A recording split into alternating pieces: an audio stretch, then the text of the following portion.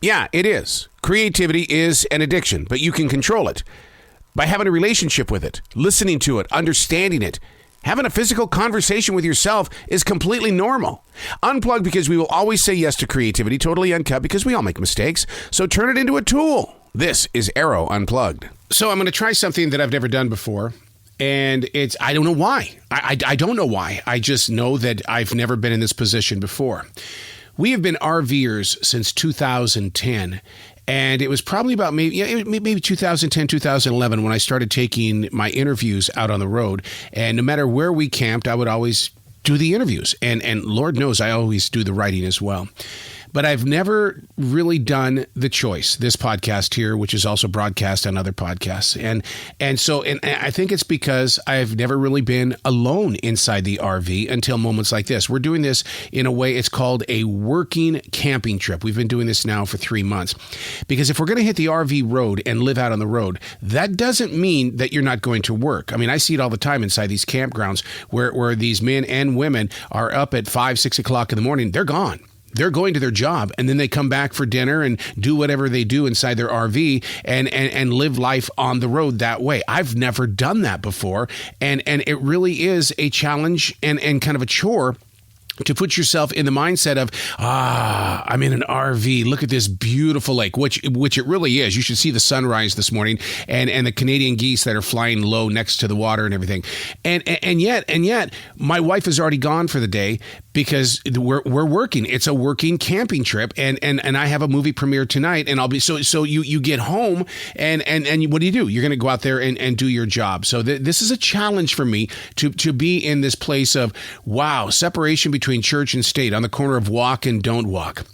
Hey, it's Arroe. This is Stream Thinking. Stream Thinking is an exercise that I do every day. What you do is you allow yourself to have 10 minutes. That's it. 10 minutes, one page, a writing instrument.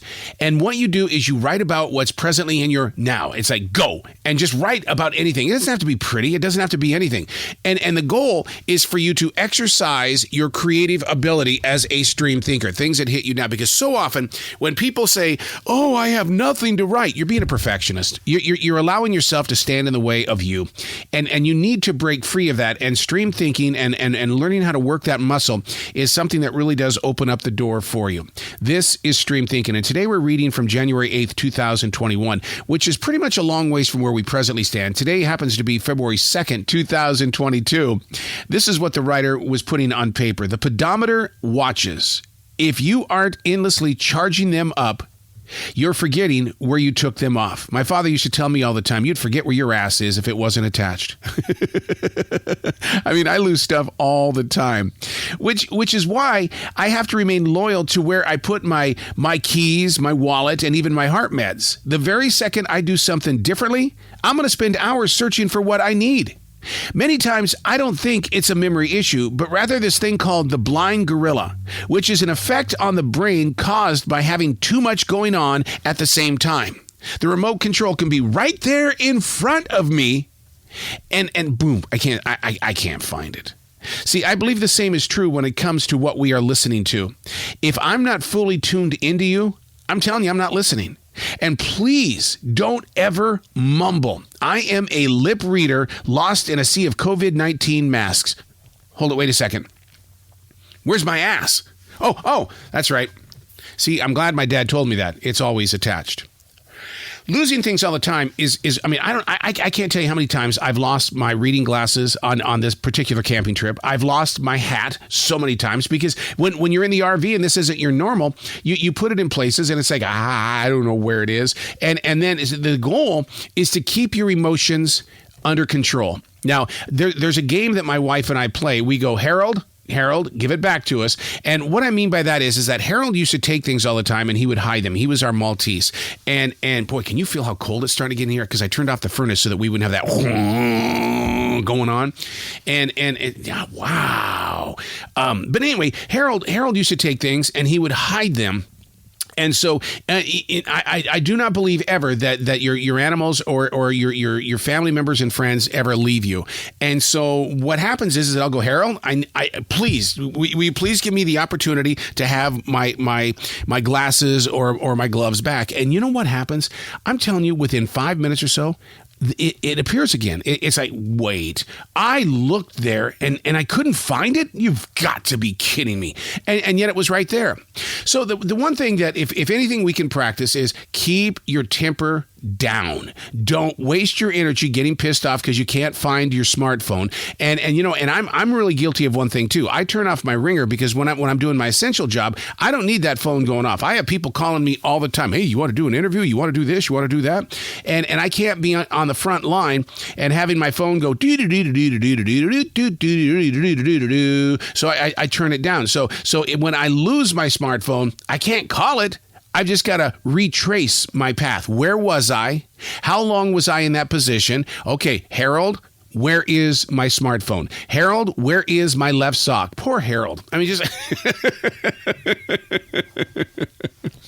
So the goal is to calm your temper and basically retrace the tracks that you have been walking and try to figure out if maybe you set it down, if it fell out. I mean, it was like my hat last night when I came back from the movie promotion. I got inside the RV and I'm going, well, what the hell? What's going on here? Where's my hat? I swear to God, I put it in my coat pocket. Well, it fell out. So, but it was, I knew what path I took through the leaves and the trees and all that kind of stuff in this forest. And it was like, oh, there it is right there. Thank God I went out there and got it and didn't wait until this morning. And the reason why is because it would have been damp. It would have been cold. It would, yuck. I hate that feeling. So calming the temper and ways that I calm the temper basically are to write. And even if you use every dirty word in the book while you're writing, you still emote. You release emotions, and don't go in there and just and you have to be very careful as to how you write what's creating a negative in your life. Don't go in there saying, I'm gonna bitch about this today, and because what happens is you carry that with you. Now, how do I know that? Well, here's the reason why I think I know it, and I've experienced it because I've lived it, and that is that when you write it on a sheet of paper, your eyes are reading it. It goes right back in. It goes in. Even though your hands are releasing the emotions, your eyes are going, yeah, oh, poor, pitiful me. So you've got to learn how to be able to, I do a thing called hidden speak. And hidden speak is that as negative as the moment may be, I'm going to make it a positive, because when I write in the morning when the sun is rising, just like it is right here at this lake, I wish you could see the lake. I wish you could see these what's called white pines, and the needles are long as all can be. It's beautiful. It's a beautiful morning. So as negative as I was probably feeling this morning, because it took a lot to wake my butt up today. I mean, it really did.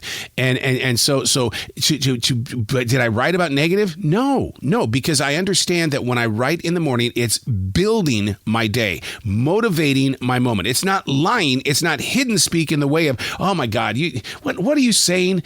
What it is, it's motivating. You're looking at the positives in your life so that you can grow forward. But if you put yourself in a position of, well, I'm going to write everything negative, well, you're going to stay negative. You're not going to be able to let it go. And I don't think there's a Red Bull out there that's going to pick you up. It's going to give you a buzz. Your body's probably going to hurt like it does mine. But you know what? You got to let it go. And right now it's cold in this RV because I turned off the furnace and it's 31 degrees. My God in heaven, these things don't stay warm long, do they?